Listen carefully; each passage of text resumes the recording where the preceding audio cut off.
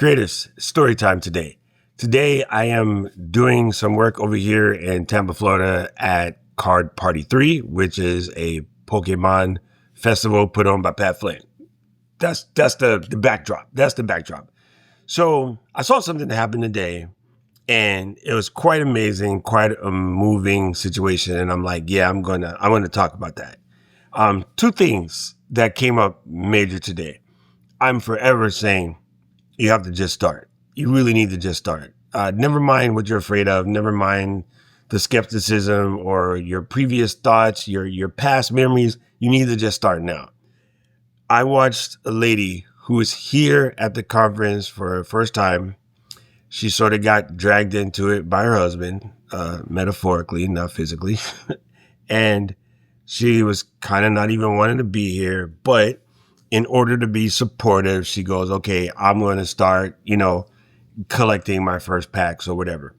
So, joking around, I was like, so how'd you do so far? She had a couple cool things, but nothing major. And then we're at this rap party and Pat calls her name. She goes to the stage and they're doing a game very much like The Price is Right.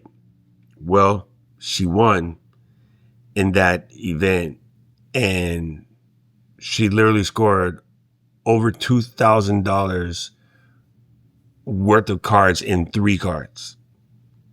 That's unheard of. But why is that important? It's not the value of the cards per se. Number one, it's a win. Number two, she is now recognized by this massive community. Like, people will remember this day. But number three, it's the fact that against all odds, against being afraid or worried that she wouldn't fit in or worried that people might make fun of her because she doesn't know how to play, she came anyway. She did it. And literally day one, she's well ahead of the pack. No pun intended. And like, this is what happens when you stop being scared of stuff that can't even hurt you. I mean, legit, like there's no physical pain that's going to come to just like showing up, right? So she showed up and then she won. But then right after, there's another game and they're kind of pulling off the deal, no deal type situation. And this lady came up, she put her box on the side and she went through a bunch of series of rounds and she got to ones that, is an opportunity to basically take home $2,500 and walk away. And then she was like, no, I came to play, so we're going to play. But then she said something else more insane. She said, it's not about the money for me. We're doing this as a game for charity, because they were auctioning off the other boxes that she didn't select. And she goes, I want to make sure that charity gets their moment in time. So she didn't make the deal. And she got down to the last 2 boxes, which was a $60 box and $2,500 box. And of course, it would have ended up with the $60 box. But the fact that the one other box that was in the middle, she said, we're going to auction that off, even though that was her box, the contents of her box. Before she even opened it, she said, we'll just auction mine off. And she did. That box collected over $3,000 in money for charity. It was only technically a $900 value box. But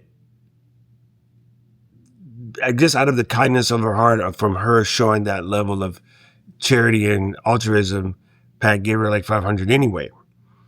And the thing that she single-handedly raised well over 20 grand for this charity from her playing of this particular game.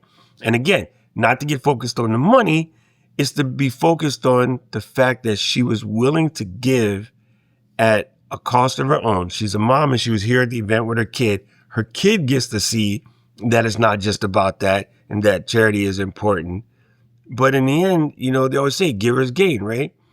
So some of you guys are trying to figure out what to do with your content. And I'm like, just give the people what they want. Share the things that other people in your space would try to hide behind a paywall. Share the secrets.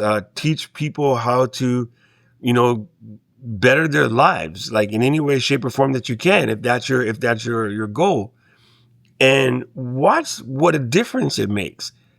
Like I got to be around this community. Again, this is my second card party. And the way that people treat each other, the way everyone acts, the way everyone greets each other, it's a massive reflection on Pat. And it has to do with when you're just a genuinely good person. It's not about the algorithm. It's not about the likes. I mean, yeah, he has 1.7 million subs on his channel, but that's not even a thing.